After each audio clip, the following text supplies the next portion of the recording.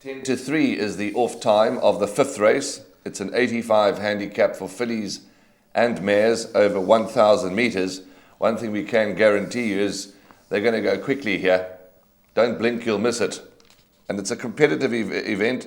I thought one of the tougher races on the card because there's quite a lot of form to work with. There's a few in here that have got bright chances. Graham and I have both found different horses for our shortlist, horses to follow segment. And I've gone with 2 Wiz of Odds and he's gone with 4 Wildly in Love. But Graham, before we talk about those horses, you've got to be impressed with the way number 1, Kalulo, won last time up the straight at Hollywood Bet Scottsville. Has run here at Greyville and won here at Greyville before. Lots to like about this filly. She seems to be on the up. Smart filly by Toreador. She's only had the 3 starts, second on debut, won her next 2. And Apprentice Zuma has got to know her well, and he claims another 4 valuable kilograms off her back here. So she's only got 52.5 on her back. She's drawn in pole position, so she's drawn in gate 1. Every chance of making it 3 in a row. Every chance of making it 3 in a row. She has only 1 on the turf, but her debut was on the poly track, so the surface doesn't worry me in the least. Let's talk about your horse to follow, or your value selection. Number 4, Wildly in Love, the mare by JPEG. It has been a long time since she's last won, but she's thrown up some very good efforts since then. Well, she's also dropped massively in the ratings, and I'm really going back to her polytrack form. Her last 2 runs were on the turf. Prior to that, she ran twice on the polytrack in November. She ran second to Naoshima. She ran second to Glitter and Gold. So I think she's quite a lot better on the polytrack than she is on the turf track, albeit that she's won a couple of times on the turf. I think her recent form on the polytrack is most encouraging. She's dropped in the ratings. Tubbs Committee takes another 2.5 off the back. She's only got 51 kilograms to carry. She's well drawn in a small field. I expect her to be competitive. I'm certainly not making her an outright selection in any shape or form, but she's certainly one that I will throw into all of my exotic plays. A small field of 7. I'll make her my second choice behind number 1, Kalula.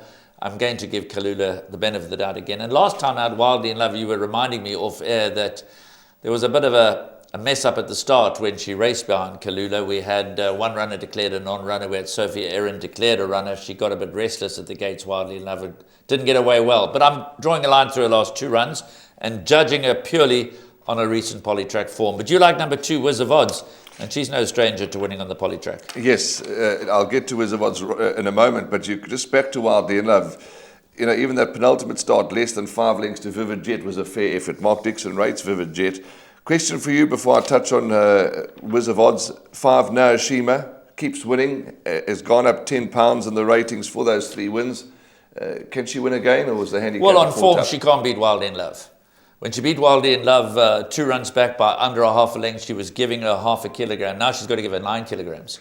So purely on handicapping, Naoshima, that's not always the way it works out, but purely on handicapping, Naoshima can't beat number 4, Wildly in Love. Not at these weights. Okay, number 2, Wiz of Odds, the one that I've found that we'd like to keep an eye on. Dropped in the ratings slightly from a 90 to an 85, positively drawn.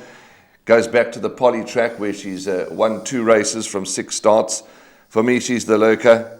Beaten DiMaggio, 5th to Spider's Corner, 5th to Vivid Jet. Those are good enough runs for me to include her into absolutely everything. And if she had to pop up, I wouldn't be shocked.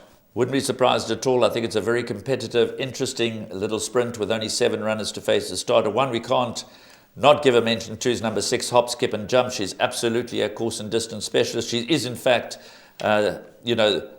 amongst the leading contenders as far as the betting is concerned. The 2 that are most ignored in the early betting exchanges are number 3, Madame Patrice, the Cornet Space runner, and number 7, Magically. They've been priced up at distant odds.